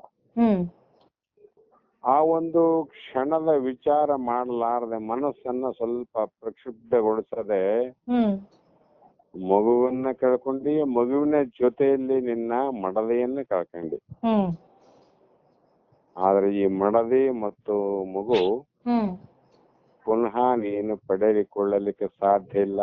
ಹ್ಮ್ ಸ್ವಲ್ಪ ವಿಚಾರ ಮಾಡಿದ್ರೆ ಹಣ ಪಡಿಬಹುದಾಗಿತ್ತು ಹ್ಮ್ ಅಂತ ಹೇಳಿದಾಗ ಹ್ಮ್ ಆತನಲ್ಲಿ ನಡೆದ ತಪ್ಪಿನ ಘಟನೆಗಳು ಅರಿವಿಗೆ ಬಂದಾಗ ಹ್ಮ್ ಏನು ಮಾಡಿದನಮ್ಮ ಅಂದ್ರೆ ಹ್ಮ್ ಮಹಾತ್ಮರಿಗೆ ಶರಣಾಗತನಾಗಿ ಹ್ಮ್ ತಾನು ಆಧ್ಯಾತ್ಮಿಕ ವಿಷಯದಲ್ಲಿ ಹ್ಮ್ ಮಾನಸಿಕ ಸ್ಥಿತಿ ಹ್ಮ್ ಅಧಿಕವಾಗಿ ಮಾಡಿಕೊಂಡು ಹ್ಮ್ ಆತ ವ್ಯವಹಾರದಲ್ಲಿ ಆಗಲಿ ಹ್ಮ್ ಆಧ್ಯಾತ್ಮಿಕದಲ್ಲಾಗಲಿ ಹ್ಮ್ ನಮ್ಮ ಮನಸ್ಸು ಶಾಂತಿಯಿಂದ ಇರಬೇಕಾಗಿತ್ತು ಅಂದ್ರೆ ಹ್ಮ್ ನಡೆದು ಹೋದ ಘಟನೆಗಳನ್ನ ಬಹಳ ವಿಚಾರ ಮಾಡಬಾರದು. ಹ್ಮ್ ಅವುಗಳಲ್ಲಿ ನಾವು ಘಟನೆಗಳ ಅವಿಚಾರವನ್ನು ಮಾಡುವುದು, ವಿಚಾರದಿಂದ ಮಾಡಬೇಕಷ್ಟೆ. ಹ್ಮ್ ಅಜ್ಞಾನದಿಂದ ನೋಡಬಾರದು. ಹ್ಮ್ ವಿಚಾರದಿಂದ ನೋಡಿದಾಗ ಹ್ಮ್ ವಿಚಾರೇಣೆ ಪರಮ ಔಷಧ. ಹ್ಮ್ ಈ ರೀತಿಯಾಗಿ ಹ್ಮ್ ಅವನು ವಿಜಯವನ್ನ ಸಾಧಿಸಬಹುದು. ಹ್ಮ್ ಅಂದ್ರೆ ನಮ್ಮ ಪ್ರಪಂಚದಲ್ಲಿ ಆಗಲಿ ಪಾರಮಾರ್ಥದಲ್ಲಿ ಆಗಲಿ ಹ್ಮ್ ಏನೋ ಕೆಲವು ಸಲ ಕೆಳಕಂತೀವಿ, ಹ್ಮ್ ಏನೋ ಏನೋ ಕೆಲವು ಕಾರಣಗಳಿಂದ ಸ್ವಲ್ಪ ನಷ್ಟ ಆದಂಗ ಆಗ್ತದ. ಹ್ಮ್ ಇಷ್ಟಕ್ಕೆಲ್ಲ ನಾವು ಬಹಳ ಮನಸ್ಸನ್ನ ಅಶಾಂತಿಯನ್ನಾಗಿ ಮಾಡಬಾರದು. ಹ್ಮ್ ಕಾರಣ ನಾವು ಒಂದಿಲ್ಲ ಒಂದು ದಿನ ಮತ್ತೆ ಪುನಃ ಪಡಿಬಹುದು. ಹ್ಮ್ ಲೋಕದ ವಸ್ತುಗಳು ಪಡಿಬಹುದಲ್ಲಮ್ಮ, ಹೌದು. ಆದ್ರೆ ಅಲೌಕಿಕವಾಗಿರ್ತಕ್ಕಂಥ ಪರಬ್ರಹ್ಮ ಜ್ಞಾನವನ್ನ ಹ್ಮ್ ಪುನಃ ಪುನಃ ಪಡೆಯಲಿಕ್ಕೆ ಬರುವುದಿಲ್ಲ. ಹ್ಮ್ ಯಾಕೆ ಅಂದ್ರೆ ಇದಕ್ಕೆ ಹ್ಮ್ ಮನುಷ್ಯ ಜನ್ಮವೇ ಬೇಕು. ಹ್ಮ್ ಜಂತುನಾಂ ನರ ಜನ್ಮ ದುರ್ಲಭ. ಹ್ಮ್ ಈ ಜನ್ಮದಲ್ಲೇ ಇದನ್ನ ಸಾಧಿಸಬೇಕು ಅಂದ್ರೆ ಹ್ಮ್ ಅವಶ್ಯವಾಗಿ ಹ್ಮ್ ನಮ್ಮ ದಮ ಅನ್ನುವಂತ ಇಂದ್ರಿಯ ನಿಗ್ರಹ ಹ್ಮ್ ಮತ್ತು ಉಪರತಿ ಅನ್ನುವಂತ ಮನಸ್ಸಿನ ಶಾಂತಿ ಅವಶ್ಯವಾಗಿ ಇರಲೇಬೇಕು ಅಂತ ಹ್ಮ್ ಈ ಶ್ಲೋಕದಲ್ಲಿ ಹೇಳುತ್ತಾ ಬಂದ್ರು. ಹ್ಮ್ ಮತ್ತ ಮುಂದಿನ ಶ್ಲೋಕ ಏನ್ ಹೇಳ್ತಾರಂದ್ರೆ ಹ್ಮ್ ಸಹನಂ ಸರ್ವ ದುಃಖ ಅಂತ ಹೇಳ್ತಾರಮ್ಮ. ಹ್ಮ್ ಸಹನಂ ಸರ್ವ ದುಃಖಾನಾಂ ಪ್ರತಿಕಾರ ರೂಪಕಂ ಹ್ಮ್ ಚಿಂತಾ ವಿಲಾಪ ರಹಿತಂ ಸಾತ್ಯಕ್ಷ ನಿಗದ್ಯತೆ. ಹ್ಮ್ ಅಂದ್ರೆ ಹ್ಮ್ ನಾನಾ ಬಗೆಯಾದ ದುಃಖಗಳು, ಹ್ಮ್ ದುಃಖಗಳು ಒಂದೇ ಪ್ರಕಾರ ಇಲ್ಲಮ್ಮ. ಹೌದು. ಕೆಲವೊಬ್ಬರಿಗೆ ಕೆಲವು ಪ್ರಕಾರದ ದುಃಖಗಳು. ಹ್ಮ್ ಕಾರಣ ಅಂದ್ರೆ ಹ್ಮ್ ಹಸಿದಂತವನಿಗೆ ಅನ್ನದಿಂದ ದುಃಖಗಳು. ಹ್ಮ್ ಹೌದು, ಅನ್ನ ಸಿಕ್ಕರೆ ಸಾಕು, ಹ್ಮ್ ನನಗೆ ಊಟಕ್ಕೆ ಅನ್ನ ಇಲ್ಲ ಅಂತ ಅದೇ ಅವನಿಗೆ ದುಃಖ. ಹ್ಮ್ ಕೆಲವೊಬ್ಬರಿಗೆ ಅನ್ನದಿಂದ ತೃಪ್ತಿ ಆಯ್ತಂದ್ರೆ ಹ್ಮ್ ಉಡುವ ತೊಡುವ ಅಂದ್ರೆ ಹ್ಮ್ ನಮ್ಮ ಬಟ್ಟೆಗಳು ಸರಿ ಇಲ್ಲ, ಹ್ಮ್ ಕಿಮ್ಮತ್ತಿನವಿಲ್ಲ, ಹ್ಮ್ ಅಥವಾ ನನಗೆ ಹರಿದ ಬಟ್ಟೆಯಲ್ಲಿ ಜೀವನ ಸಾಗುತ್ತಿದೆ, ಹ್ಮ್ ಅದಕ್ಕೆ ಅವನಿಗೆ ಬಟ್ಟೆ ಚಿಂತೆ. ಹ್ಮ್ ಉಣಲಾರದವನಿಗೆ ಉಣ್ಣುವ ಚಿಂತೆ, ಹ್ಮ್ ಉಂಡರೆ ಉಡುವ ಚಿಂತೆ. ಹ್ಮ್ ಇದು ಆದ ಮೇಲೆ ಮತ್ತೆ ಅವನಿಗೆ ಇಡುವ ಚಿಂತೆ.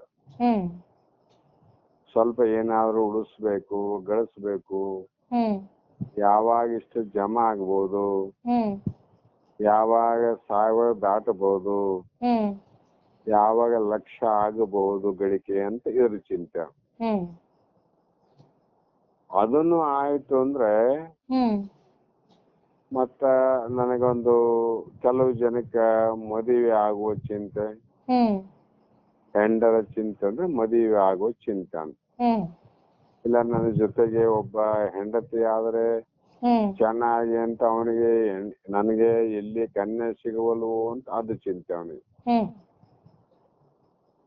ಮತ್ತೆ ಇಷ್ಟ ಆಯ್ತು ದೈವಾನುಕೂಲತೆಯಿಂದ ಅಂದ್ರೆ ಹ್ಮ್ 1 ವರ್ಷ 2 ವರ್ಷ 10 ವರ್ಷ ಮಕ್ಕಳ ಆಗದಿದ್ರೆ ಮುಗಿದೋಯ್ತ್ರಿ ಕೆಲವು ಮಂದಿಗೆ. ಹ್ಮ್ ಅವ್ರಿಗೆ ಏನದಮ್ಮ, ಉಣೋದಕ್ಕೆ ಕೊರತೆ ಇಲ್ಲ, ತೊಡೋದಕ್ಕೆ ಕೊರತೆ ಇಲ್ಲ, ಹ್ಮ್ ಇಡುವುದಕ್ಕೆ ಕೊರತೆ ಇಲ್ಲ, ಹ್ಮ್ ಮತ್ತೆ ಮದುವೆ ಆಗಿಲ್ಲ, ಮದುವೆ ಆಗಲಿಕ್ಕೆ ಏನು ಕೊರತೆ ಇಲ್ಲ, ಆದ್ರೆ ಮಕ್ಕಳಾಗಿಲ್ಲ. ಹ್ಮ್ ಅವ್ರಿಗೆ ಏನ್ ಚಿಂತೆ ಅದ ಈಗ? ಹ್ಮ್ ಮಕ್ಕಳೆಲ್ಲ ಎನ್ನುವುದು ಒಂದೇ ದುಃಖ. ಹ್ಮ್ ಮತ್ತೆ ಅಷ್ಟ ಆಯ್ತು ಅಂದ್ರು ಕೂಡ ಹ್ಮ್ ಮತ್ತೆ ಈ ಲೋಕ ಪ್ರಪಂಚದ ಸಂಸಾರದ ಚಿಂತೆ, ಹ್ಮ್ ಇದು ಹೇಗೆ ಮಾಡಬೇಕು ಮುಂದೆ, ಹ್ಮ್ ಮಗನನ್ನ ಯಾವ ಸ್ಕೂಲಲ್ಲಿ ಹಚ್ಚಬೇಕು, ಹ್ಮ್ ಅವನಿಗೆ ಯಾವ ರೀತಿ ಅಭ್ಯಾಸವನ್ನು ಕೊಡಿಸ್ಬೇಕು, ಹ್ಮ್ ಅಭ್ಯಾಸ ಎಲ್ಲ ಆದ್ಮೇಲೆ ಮಗ ಉಡಾಳ ಆಗ್ತಾನೋ ಏನೋ, ಹ್ಮ್ ಮಗ ಬುದ್ಧಿವಂತ ಆಗ್ತಾನೋ ಇಲ್ಲೋ, ಹ್ಮ್ ಸ್ಕೂಲಿಗೆ ಹೋದಾಗ ಮನೆಗೆ ಬರುವ ಚಿಂತೆ, ಹ್ಮ್ ಕಾಲೇಜಿಗೆ ಹೋದ ಮೇಲಂತೂ ಮುಗ್ದ ಹೋಯ್ತು. ಹ್ಮ್ ಕಾಲೇಜಲ್ಲಿ ಯಾವ ಉಡಾಳರ ಸಂಘವನ್ನ ಮಾಡಿ, ಹ್ಮ್ ಯಾವ್ಯಾವ ಕಾರ್ಯವನ್ನ ಮಾಡಿ ಹ್ಮ್ ಎಲ್ಲಿ ಮಗ ಹಾಳಾಗಿ ಹೋಗುತ್ತಾನೆಯೋ ಅನ್ನುವ ಚಿಂತೆ ಹ್ಮ್ ಅವ್ರಿಗೆ ಅಲ್ಲಿ ಚಿಂತೆ ಆದ್ ನೋಡ. ಹೌದು. ಅದಕ್ಕೆ ಇಲ್ಲಿ ಏನ್ ಹೇಳ್ತಾರ ಮಾತಿಗಾಗಿ ಹೇಳ್ಬೇಕಾಗದ, ಹ್ಮ್ ಸಹನಂ ಸರ್ವ ದುಃಖಾನ ಪ್ರತಿಕಾರ ಪೂರ್ವಕಂ ಅಂದ್ರು. ಹ್ಮ್ ನಾನಾ ಬಗೆಯಾದ ದುಃಖಗಳು ಇವು. ಹ್ಮ್ ನಾವು ನೋಡ್ರಿ ಏನ್ರಿ ಹ್ಮ್ ಎಲ್ಲರೂ ಆರಾಮಿದ್ದಾರ ಅಂತ ಅನಿಸ್ತೀವಿ, ಪಾಪ ಅವರು ಒಳಗಿನ ದುಃಖ ಅವರಿಗೆ ಗೊತ್ತು. ಹ್ಮ್ ಅಂತ ಸಮಯದಲ್ಲಿ ಹ್ಮ್ ಅವುಗಳ ಪರಿಹಾರಕ್ಕೆ ಹ್ಮ್ ಯಾವುದೋ ಒಂದು ಪ್ರತಿಕಾರವನ್ನ ಮಾಡದೆ, ಹ್ಮ್ ಪ್ರತಿಕಾರಕ್ಕೆ ಇರ್ತಾರ ಮಂದಿ. ಹ್ಮ್ ಪ್ರತಿಕಾರ ಅಂದ್ರೆ ಇದನ್ನ ತೀರಿಸಿಕೊಳ್ಳಬೇಕು, ಹ್ಮ್ ಅಂಥದ್ದನ್ನ ಮನಸ್ಸಿನಲ್ಲಿ ಮಾಡದೆ ಮತ್ತು ಕೊರಗದೆ ಹ್ಮ್ ಮತ್ತು ಸೋಂಕಿಸದೆ ಅಂದ್ರು. ಹ್ಮ್ ಅದು ಮನಸ್ಸಿಗೆ ಹತ್ತಲಾರ್ದಂಗ ಹ್ಮ್ ಎಲ್ಲವನ್ನ ಸಹಿಸಿಕೊಂಡಿರುವುದಕ್ಕೆ ಹ್ಮ್ ತಿತಿಕ್ಷೆ ಎಂದು ಹೇಳುತ್ತಾರೆ. ಹ್ಮ್ ಕಾರಣ ಹ್ಮ್ ದುಃಖಗಳು ಬಂದಾಗ ಸಹಜವಾಗಿ ಹ್ಮ್ ಸುಖ ಮತ್ತು ದುಃಖ ಎರಡು ಅಷ್ಟೇ ನಾವು ಹ್ಮ್ ಸಮಾಧಾನ ಸೈರಣೆ ಇರಬೇಕಂತ. ಹ್ಮ್ ಆ ಸೈರಣೆ ಇರಬೇಕಾಗಿದ್ರೆ ಮತ್ತೆ ನಾವು ಮೊದಲು ಹೇಳಿದಂತೆ ಹ್ಮ್ ಯಾವ ವಿವೇಕ, ವೈರಾಗ್ಯ, ಹ್ಮ್ ಆತ್ಮ ಅನಾತ್ಮ ವಿಚಾರ, ಹ್ಮ್ ಇದು ಮನಸ್ಸೇನು, ಹ್ಮ್ ಮನಸ್ಸು ಇದು ಪಂಚಮಹಾಭೂತದಿಂದ ಹುಟ್ಟಿದಂತ ಅಂತರೇಂದ್ರಿಯ ಸಾಧನ. ಹ್ಮ್ ಇದಕ್ಕ ಧರ್ಮ ಏನಾದ್ರೆ ಸುಖ ಮತ್ತು ದುಃಖವನ್ನ ಅನುಭವಿಸದೆ ಇದರ ಧರ್ಮ ಅದ. ಹ್ಮ್ ಇದನ್ನ ಅರಿಯುವಂತ ಆತ್ಮ ನಾನಿದ್ದೇನೆ. ಹ್ಮ್ ಆ ಮನಸ್ಸಿನ ಸುಖ ದುಃಖಗಳನ್ನ ತಿಳಿಯುವ ಆತ್ಮನೇ ನಾನಿದ್ದೇನೆ ಹ್ಮ್ ಮತ್ತು ಮನಸ್ಸಿಗೆ ಅಸಂಗನಾಗಿದ್ದೇನೆ ಹ್ಮ್ ಅಂತ ವಿಚಾರ ಬಂತಿಲ್ಲ, ಅವಾಗ ಸಹನೆ ಬರ್ತದೆ. ಹ್ಮ್ ಇಲ್ಲಂದ್ರೆ ಶಾಂತಿ ಆಗಂದ್ರೆ ಹೇಗಾಗ್ಲಿಕ್ಕೆ ಸಾಧ್ಯ ಅಂತ. ಅದಕ್ಕಾಗಿ ಇವುಗಳೆಲ್ಲವನ್ನ ಸಾಧಿಸಬೇಕು ಅಂತ ಅಲ್ಲಿ ಹೇಳ್ತಾ, ಹ್ಮ್ ಈ ಸಹನೆ ಮಾಡಿಕೊಳ್ಳೋದು ಅತ್ಯಂತ ಮಹತ್ವದ ಕೆಲಸ ಅಂತ. ಹ್ಮ್ ಯಾಕಂದ್ರೆ ಎಲ್ಲಾ ಮತ ಧರ್ಮಗಳಲ್ಲಿ ಕೂಡ ಹ್ಮ್ ಸಹನೆ ಅಂದ್ರೆ ಇದು ಅತ್ಯಂತ ಶ್ಲಾಘನೀಯವಾದ ಗುಣವೆಂದು ಹೇಳಿದೆ. ಹ್ಮ್ ಧರ್ಮದ ಶಿಸ್ತನ್ನು ಪರಿಪಾಲಿಸುವಾಗ ಹ್ಮ್ ಬರುವಂತ ಅನಿವಾರ್ಯ ಎಡರು ತೊಡರುಗಳಿಗೆ ಹ್ಮ್ ಯಾವ ಪ್ರತಿಭಟನೆಯನ್ನು ಮಾಡದೆ ತಲೆ ಬಾಗಲೇಬೇಕು. ಹ್ಮ್ ಯಾವಾಗ ಅಂದ್ರೆ ಹ್ಮ್ ಧರ್ಮದ ಶಿಸ್ತನ್ನ ಪರಿಪಾಲಿಸುವಾಗ ಹ್ಮ್ ತನ್ನದೇ ಎಲ್ಲಾ ಮತಗಳಲ್ಲಿ ಒಂದೊಂದು ಧರ್ಮ ಅವ. ಹ್ಮ್ ಆ ಧರ್ಮ ಒಂದೇ ಇದ್ರು ಕೂಡ ಅವರು ಶಿಸ್ತುಗಳು ಬೇರೆ ಬೇರೆ ಅಂತ. ಹ್ಮ್ ಈಗ ಒಂದು ತಾನು ಬಟ್ಟೆ ಇದೆ, ಬಟ್ಟೆ. ಹ್ಮ್ ಆ ಬಟ್ಟೆ ಒಂದೇ ತಾನಲ್ಲಿ ನಾವು ತಗೊಂಡು ಹೋಗಿ ಹ್ಮ್ ಕೆಲವರು 2 ಮೀಟರ್, 1.25 ಮೀಟರ್, 2.25 ಮೀಟರ್, 3 ಮೀಟರ್ ಹ್ಮ್ ಈ ರೀತಿ ನಾವು ಬೇರ್ಪಡಿಸಿ ಹ್ಮ್ ಆ ಬಟ್ಟೆಯಿಂದ ನಾವು ಬೇಕಾದಂತ ಹ್ಮ್ ಡಿಸೈನ್ ಅಂತಾರೆ, ಡಿಸೈನ್ ಹ್ಮ್ ಹ್ಮ್ ಅದ ಆಕಾರದ ಪ್ರಕಾರವಾಗಿ ನಾವು ಬಟ್ಟೆಯನ್ನ ಹೊಲಿಸಿಕೊಂಡು ಮೈ ಮೇಲೆ ಹಾಕೊಂತೀವಿ. ಹ್ಮ್ ಆದ್ರೆ ಬಟ್ಟೆ ಅನ್ನುವಂಥದ್ದು ಒಂದೇ, ಹ್ಮ್ ಆದ್ರೆ ಅದರ ಉಡುವ ತೊಡುವ ಬಗೆ ಬೇರೆ ವಿನಃ ಹ್ಮ್ ಇರುವಂತ ಬಟ್ಟೆ ಮಾತ್ರ ಒಂದೇ. ಹ್ಮ್ ಅದು ಶರ್ಟ್ ಫುಲ್ ಶರ್ಟ್ ಆಗ್ಬಹುದು, ಹಾಫ್ ಶರ್ಟ್ ಆಗ್ಬಹುದು, ಬನೀನ್ ಆಗ್ಬಹುದು, ಹ್ಮ್ ಕಮೀಜ್ ಆಗ್ಬಹುದು, ಏನೇ ಆಗ್ಲಿ ಬಟ್ಟೆ ಮಾತ್ರ ಒಂದೇ. ಹ್ಮ್ ಆದ್ರೆ ಅದು ತೊಡುವವರ ಶಿಸ್ತು ಬೇರೆ ಬೇರೆ. ಹ್ಮ್ ಯಾವಾಗಲೂ ಒಬ್ರು ಫುಲ್ ಶರ್ಟ್ ತೊಡ್ತಾರೆ, ಅದು ಅವ್ರದ್ದು. ಹ್ಮ್ ಕೆಲವೊಬ್ರು ಹಾಫ್ ಶರ್ಟ್ ಹೊಲಿಸ್ತಾರೆ, ಶಿಸ್ತು. ಹ್ಮ್ ಅದೇ ರೀತಿಯಾಗಿ ಹ್ಮ್ ಈ ಧರ್ಮ ಅನ್ನುವಂಥದ್ದು ಒಂದು, ಹ್ಮ್ ಅದು ಒಂದೇ ಒಂದು ಧರ್ಮ. ಹ್ಮ್ ಅದರಲ್ಲಿ ಶಿಸ್ತುಗಳವ. ಹ್ಮ್ ಬೌದ್ಧನ ಶಿಸ್ತೇ ಬೇರೆ, ಹ್ಮ್ ಶೈವರ ಶಿಸ್ತೇ ಬೇರೆ, ಹ್ಮ್ ಮುಸಲ್ಮಾನರ ಶಿಸ್ತೇ ಬೇರೆ, ಹ್ಮ್ ಮತ್ತೆ ಹಿಂದೂಗಳ ಶಿಸ್ತೇ ಬೇರೆ, ಹ್ಮ್ ಶೈವರ ಶಿಸ್ತೇ ಬೇರೆ, ಹ್ಮ್ ವೇದಾಂತಿಗಳ ಶಿಸ್ತೇ ಬೇರೆ.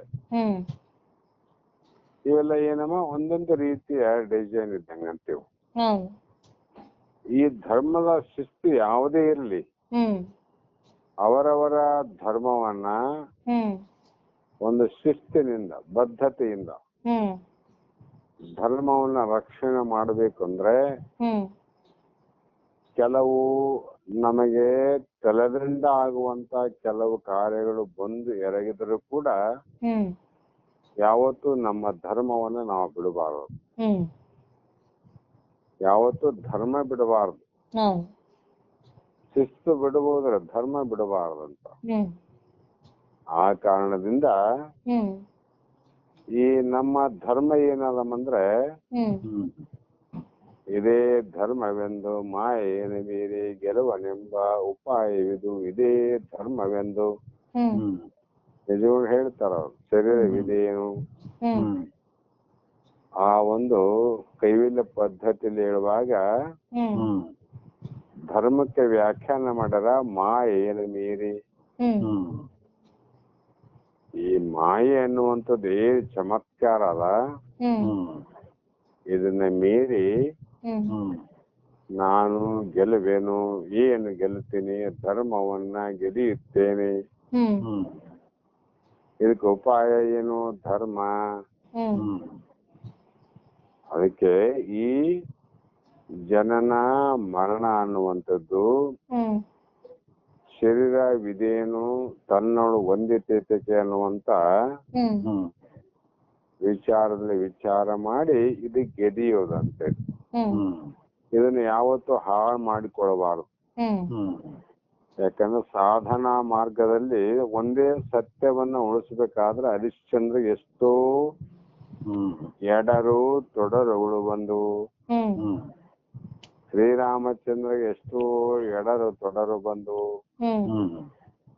ಎಷ್ಟೇ ಎಡರು ತೊಡರು ಬಂದರೂ ಕೂಡ ಹ್ಮ್ ತನ್ನ ಧರ್ಮವನ್ನ ಬಿಡದೆ ನಡೆದು ಪಾಲಿಸಿದ ಹರಿಶ್ಚಂದ್ರ, ಹ್ಮ್ ಹ್ಮ್ ಅದಕ್ಕಾಗಿ ಸತ್ಯದಲ್ಲಿ ಹರಿಶ್ಚಂದ್ರ ಅಂತ.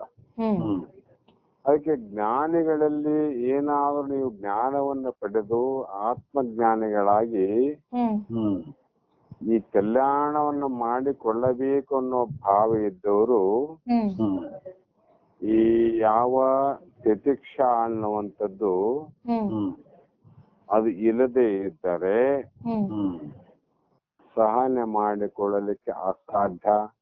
ಹ್ಮ್ ಹ್ಮ್ ಹರಿಶ್ಚಂದ್ರನಿಗೆ ಆದಂತ ಕಥೆ ಕೇಳ್ತೀವಿ, ಬಹಳ ಆನಂದ ಪಡ್ತೀವ್ರಿ. ಹ್ಮ್ ಹ್ಮ್ ಆ ಹರಿಶ್ಚಂದ್ರನ ಕಷ್ಟಗಳನ್ನ ಪರಿಪಾಲನೆ ಮಾಡಿ ತೋರಿಸ್ರಿ ಅಂದ್ರೆ ಹ್ಮ್ ಹ್ಮ್ ಈ ಲೋಕದಲ್ಲಿ ಜಗತ್ತಿನಲ್ಲಿ ಯಾರು ಸಿಗೋದಿಲ್ಲ ಅಂತ. ಹ್ಮ್ ಹ್ಮ್ ಸುಮ್ನೆ ವಿಚಾರ ಮಾಡ್ಬೇಕ್ರಿ. ಹ್ಮ್ ಹ್ಮ್ ಅಂದ್ರೆ ಎಷ್ಟು ಕಷ್ಟದ ಕಾರ್ಯವನ್ನು ಕೂಡ ಹ್ಮ್ ಹ್ಮ್ ಅನುಭವಿಸಿ ಹ್ಮ್ ಸತ್ಯವನ್ನ ಬಿಡಬಾರದು ಅನ್ನುವಂತ ರೀತಿಯಿಂದ ಹ್ಮ್ ಹ್ಮ್ ಅದನ್ನ ಸಹಿಸಿಕೊಂಡಲ್ರಿ. ಹ್ಮ್ ಹ್ಮ್ ಅಂತ ಸಹಿಸಿಕೊಳ್ಳುವಂತ ಶಕ್ತಿ ಇದ್ದಿಲ್ಲ ಅಂದ್ರೆ ಹ್ಮ್ ಹ್ಮ್ ಸತ್ಯದಲ್ಲಿ ಹರಿಶ್ಚಂದ್ರ ಅಂತ ಆತನ ಹೆಸರೇ ಉಳಿತಿದ್ದಿಲ್ಲ, ಹ್ಮ್ ಹ್ಮ್ ನಾಶ ಆಗೋತಿತ್ತು. ಅದಕ್ಕೆ ಅದು ಬಹಳ ಮುಖ್ಯವಾದ ಗುಣ ಅಂತ. ಹ್ಮ್ ಹ್ಮ್ ಬಹಳ ಸಹನೆ ಇರೋವಷ್ಟೇ. ಹ್ಮ್ ಹ್ಮ್ ಇದಕ್ಕೆ ಶಾಸ್ತ್ರಜ್ಞಾನ ಬೇಕಲ್ಲ. ಹೌದು ಹ್ಮ್ ಈ ಎಲ್ಲರೂ ಸಹನೆ ಮಾಡ್ಕೊಳಕ್ ಬರೋದಿಲ್ಲ. ಹೌದು ಹ್ಮ್ ಸುಮ್ಮನೆ ಹ್ಮ್ ಏನೋ ಒಬ್ಬ ಕುಡುಕ ತಂದೆ ಇದ್ನಮ್ಮ, ಹ್ಮ್ ಹ್ಮ್ ಅವನಿಗೆ ಅಭ್ಯಾಸ ಏನಿತ್ತು ಅಂದ್ರೆ ಹ್ಮ್ ಹ್ಮ್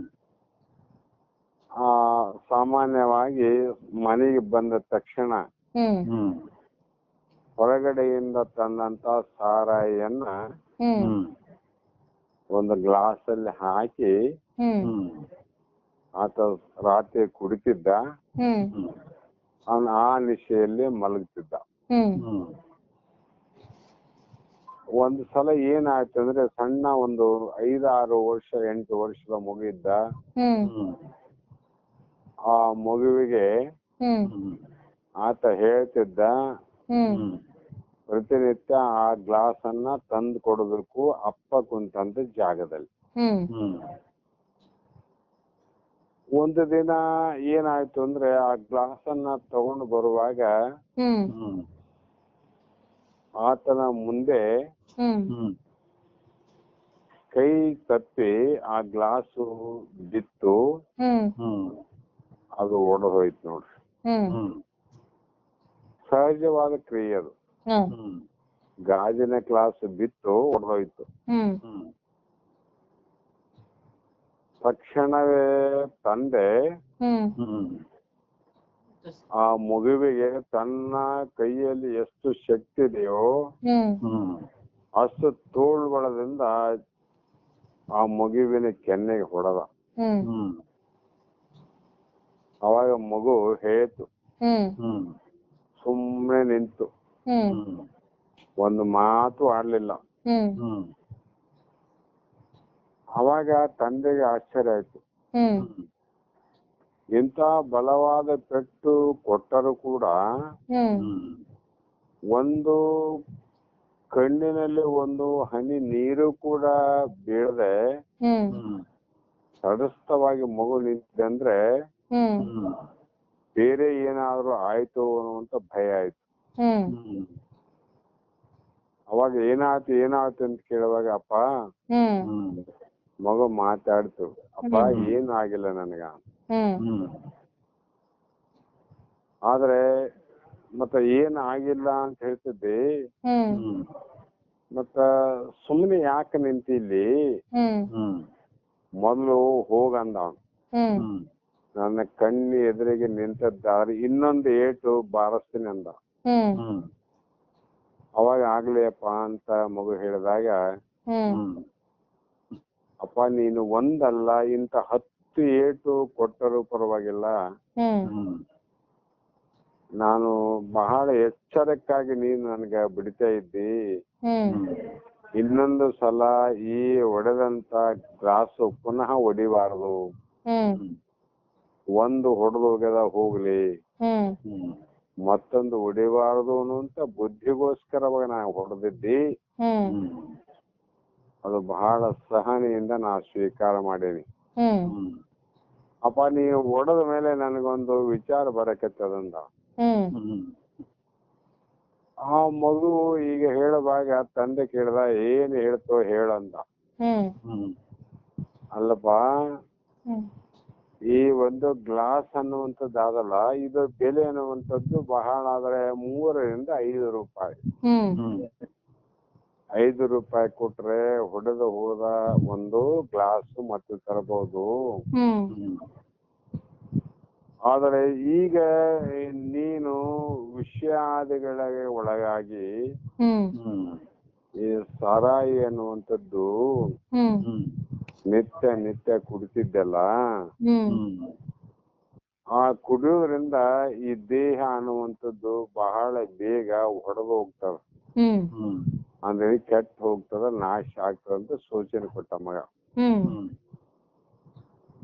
ನೋಡಪ್ಪ, ಹ್ಮ್ ಆ ಗ್ಲಾಸ್ ಅನ್ನ 10 ತರಬಹುದು ನಾನು. ಹ್ಮ್ ಹ್ಮ್ ಇವತ್ತಿನಿಂದ ದುಡಿತೀನಿ, ಹ್ಮ್ ಹ್ಮ್ 1, 2, 3 ರೂಪಾಯಿನ ಸಂಗ್ರಹ ಮಾಡ್ತೀನಿ, ಹ್ಮ್ ಮತ್ತೆ ಇಂಥ ಗ್ಲಾಸ್ ಅನ್ನ ತಂದು ನಿನಗೆ ಒಪ್ಪಿಸ್ತೇನೆ. ಹ್ಮ್ ಆದ್ರೆ ಈ ಶರೀರ ಅನ್ನುವಂಥದ್ದು ಒಂದು ಸಲ ಒಡೆದೋಯ್ತಂದ್ರೆ ಹ್ಮ್ ಹ್ಮ್ ಪುನಃ ತರಲಿಕ್ಕೆ ಸಾಧ್ಯವಿದೆ ಏನು? ಹ್ಮ್ ಮಗುವಿನ ಉತ್ತರ ಮಾತು, ಹೌದು. ಹ್ಮ್ ಮಗುವಿನ ಪ್ರಶ್ನೆ. ಹ್ಮ್ ಹ್ಮ್ ಆವಾಗ ಆತ ಏನಾಯ್ತಂದ್ರೆ, ಹ್ಮ್ ಹ್ಮ್ ಒಂದು ಪ್ರಕಾರ ಮಗುವೆ ಹ್ಮ್ ಹ್ಮ್ ಆತನ ಜ್ಞಾನ ಉತ್ಪತ್ತಿಯೇ ಕಣ್ಣು ತೆರೆಸಿದ ಹ್ಮ್ ಹ್ಮ್ ಒಬ್ಬ ಒಳ್ಳೆಯ ಗುರು ರೂಪ ಆದ ವ್ಯಕ್ತಿ ಆದ ನೋಡ್ರಿ. ಹ್ಮ್ ಹ್ಮ್ ಅವತ್ತಿಂದ ವಿಚಾರ ಮಾಡಿದ, ಅಥೋ ಇದು ಒಂದು ಸಲ ಹೋಯ್ತು ಅಂದ್ರೆ, ಹ್ಮ್ ಹ್ಮ್ ಈ ದೇಹ ಹಾಳಾಯ್ತು ಅಂದ್ರೆ ಹ್ಮ್ ಹ್ಮ್ ಪುನಃ ಪುನಃ ಇದನ್ನ ತೆಗೆದುಕೊಳ್ಳುವುದು ಅಲ್ಲ, ತರುವುದು ಅಲ್ಲ, ಹ್ಮ್ ಇದನ್ನ ಒಡೆಯಲಾರ್ದಂಗ ಹ್ಮ್ ಹ್ಮ್ ಬಹಳ ಜೋಪಾನ ಮಾಡಬೇಕು ಅಂತ ಹ್ಮ್ ಹ್ಮ್ ವಿಚಾರ ಬಂತು ಅಂತ ಸುಮ್ಮನೆ ಒಂದು ಕಥೆ ಹೇಳ್ತಾರಂತ. ಹೌದು. ಹ್ಮ್ ಹಾಗಾಗಿ ಹ್ಮ್ ಹ್ಮ್ ನಮ್ಮ ಜೀವನ ಬದುಕನ್ನ ಯಾವಾಗಲೂ ಹ್ಮ್ ಆ, ನಮ್ಮ ಕಡೆಯಿಂದ ನಾವು ಯಾವುದೇ ಪ್ರಕಾರವನ್ನ ಹಾಳು ಮಾಡಿಕೊಳ್ಳಬಾರದು. ಹ್ಮ್ ಹ್ಮ್ ಇದು ಒಳ್ಳೆಯ ಗುಣಗಳಿಂದ, ಒಳ್ಳೆಯ ಧರ್ಮದಿಂದ, ಹ್ಮ್ ಒಳ್ಳೆಯ ನೀತಿಯಿಂದ, ಹ್ಮ್ ಒಳ್ಳೆಯ ವಿವೇಕ, ವೈರಾಗ್ಯ, ಶಮ ದಮಾದಿಗಳಿಂದ, ಹ್ಮ್ ತಿತಿಕ್ಷೆಯಿಂದ ಹ್ಮ್ ಗುಣ ಸಂಪಾದನೆಯನ್ನು ಮಾಡಿದ್ದಾದರೆ ಹ್ಮ್ ಮನಸ್ಸು ಯಾವಾಗಲೂ ಆನಂದವಾಗಿರ್ತದೆ, ಹ್ಮ್ ಮನಸ್ಸು ಶಾಂತಿಯಾಗಿರ್ತದೆ. ಹ್ಮ್ ಆ ಶಾಂತವಾದ ಮನಸ್ಸು ಏನ್ ಮಾಡ್ತದ ಮುಂದೆ ಅಂದ್ರೆ, ಹ್ಮ್ ನಮ್ಮಲ್ಲಿ ಅತ್ಯಂತ ಶ್ರೇಷ್ಠವಾಗಿರ್ತಕ್ಕಂಥ ಹ್ಮ್ ಮುಕ್ತಿಯನ್ನ ಪಡೆಯಲೇಬೇಕು ಅನ್ನುವಂತ ಉತ್ಕಟ ಇಚ್ಛೆ ಅನ್ನುವಂಥದ್ದು ಸಾಧನ ಪ್ರಾರಂಭ ಆಗ್ತದೆ. ಹ್ಮ್ ಯಾವಾಗ ಆ ಸಾಧನೆ ತನ್ನ ಕೆಲಸವನ್ನ ಮಾಡ್ಲಿಕ್ಕೆ ಹ್ಮ್ ಪ್ರಾರಂಭ ಮಾಡಿತು ಅಂದಾಗ ಹ್ಮ್ ನಮಗೆ ಮೋಕ್ಷ ಆಗೋದು ಬೇಡ ಅಂದ್ರೂ ಕೂಡ ಆಗ್ತದೆ. ಹೌದು. ಯಾಕೆ ಕಾಲು ನಡಿತಾ ಇದ್ದಾವ ಊರು ಬರ್ತದಂತ. ಹ್ಮ್ ಕಾಲು ನಡಿಲಿಕ್ಕೆ ಪ್ರಾರಂಭ ಮಾಡಿದ್ರೆ ಹ್ಮ್ ಬೇಡವೆಂದರೂ ಕೂಡ ನಾವು ಹೋಗುವಂತ ಊರು ಬಂದೇ ಬರ್ತದೆ. ಹೌದು. ಉತ್ತಮ ಗುಣ ಸಂಸ್ಕಾರಗಳಿಂದ ಹ್ಮ್ ನಾವು ನಡೆದಿದ್ದಾದರೆ ಹ್ಮ್ ನಮಗೆ ಪರಮಾನಂದ ಬೇಡವೆಂದರೂ ಕೂಡ ಹ್ಮ್ ಅಂತ ಜ್ಞಾನಿಗಳಿಗೆ ಆದಂತ ಆನಂದವೇ ನಮಗೂ ಅನುಭವಕ್ಕೆ ಬರ್ತದ. ಹ್ಮ್ ಆ ಕಾರಣಕ್ಕಾಗಿ ಹ್ಮ್ ಇದು ಬಹಳ ಮುಖ್ಯ ಅಂತ ಇದು ಹೇಳ್ತಾ ಬಂದ್ರಮ್ಮ. ಹೌದು. ಇಲ್ಲಿಗೆ ಸಮಯ ಆದಂತೆ ಕಾಣಿಸ್ತದ. ಹ್ಮ್ ಮತ್ತು ನಾಳೆ ದಿನ ಹ್ಮ್ ಇದನ್ನ ಸ್ವಲ್ಪ ಸಿಂಹಾವಲೋಕನ ಮಾಡಿ ಹ್ಮ್ ಹ್ಮ್ ಮುಂದಿನ ಸೂತ್ರಕ್ಕೆ ಹೋಗೋಣ ಅಂತಕ್ಕಂಥ ಮಾತನ್ನ ಹೇಳಿ ಹ್ಮ್ ಹ್ಮ್ ಇಲ್ಲಿಗೆ ಮಂಗಲವನ್ನ ಹೇಳೋಣಮ್ಮ. ಹೌದು. ಹ್ಮ್ ಆಮೇಲೆ ನಿನ್ನೆ